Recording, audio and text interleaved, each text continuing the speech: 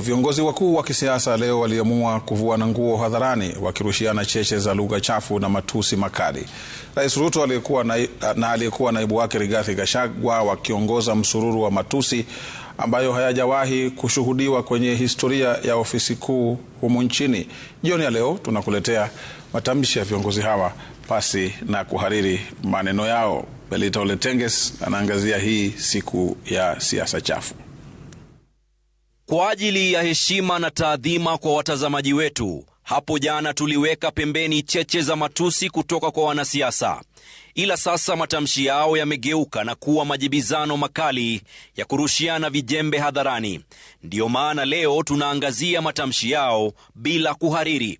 Majibizano hayo yalianza huko Kiambu, ambapo aliyekuwa naibu rais Rigathi Gachagua alikuwa na maneno makali ya kusema, "We'll make sure William Ruto you are not going to sleep for the next 15 months. Utalala ukifika Sokoi. Tutakuanika na hivi vijana wangu hawa. Si umeona vile amekonda? Mpaka masikio inafanya nini?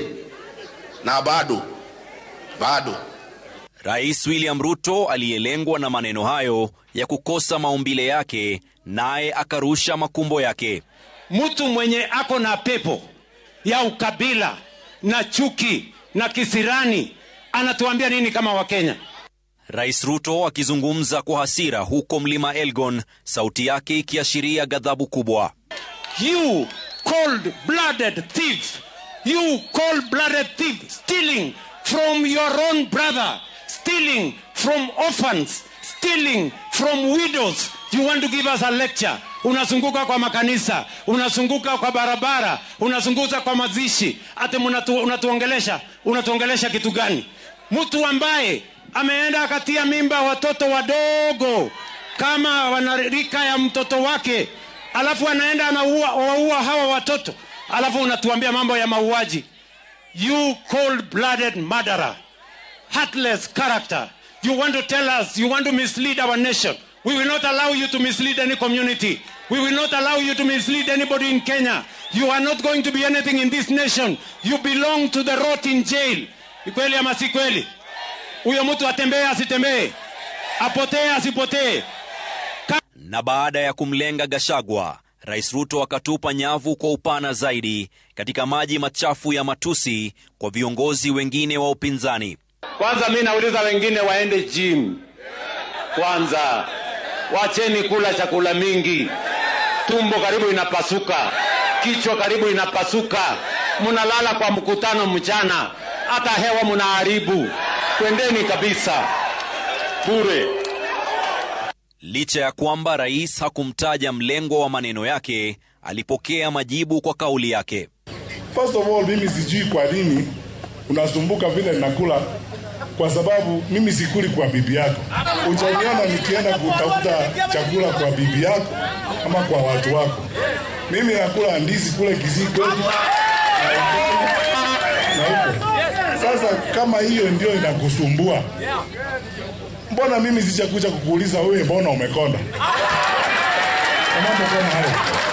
Tukirejelea ya Rais Ruto ambaye alionekana kuwa mwingi wa hasira, alimlenga mwanasiasa kutoka Kitale ila hakutaja majina yeyote. Ati wamekusanyana hapo, iko mwingine wa kutoka hapa Kitale. Sasa hata huyo mimi sijui. Aliwachiwa kiti na ndugu yake, akawachiwa shamba na ndugu yake, akawachiwa watoto na ndugu yake. Ile shamba hajajenga nyumba, bibi ni wa kukodesha, nyumba amekodesha kwa watu, watoto wa ndugu yake wamekufa kwa njaa. Ati saa hii anazunguka hata anajaribu kuongoza. We utaongoza nani? Kwenda jenga nyumba kwanza kwako, utafute bibi, ununue daipa, ujue karama ya mbolea. Ni kweli ama si kweli? Wacha kutuzungua hapa. Utaongoza nchi ya nani wewe uweze kuongoza boma yako? Lakini nataka nikuambie vile nilikuambia jana, hatutakubalia wewe kuiba Nairobi Hospital.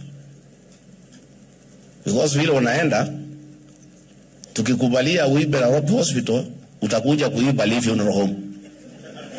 Na hatutaki tufike hapo. Si ndio? Ni majibizano yaliyoshusha hadhi ya viongozi hao. matamshi yao na cheche za matusi makali ambayo hayajawahi kushuhudiwa katika historia ya nchi yalishamiri katika mikutano ya hadhara na kuibua maswali kuhusu mwelekeo wa siasa za taifa hili. Melita Ole Tenges, Runinga ya Citizen.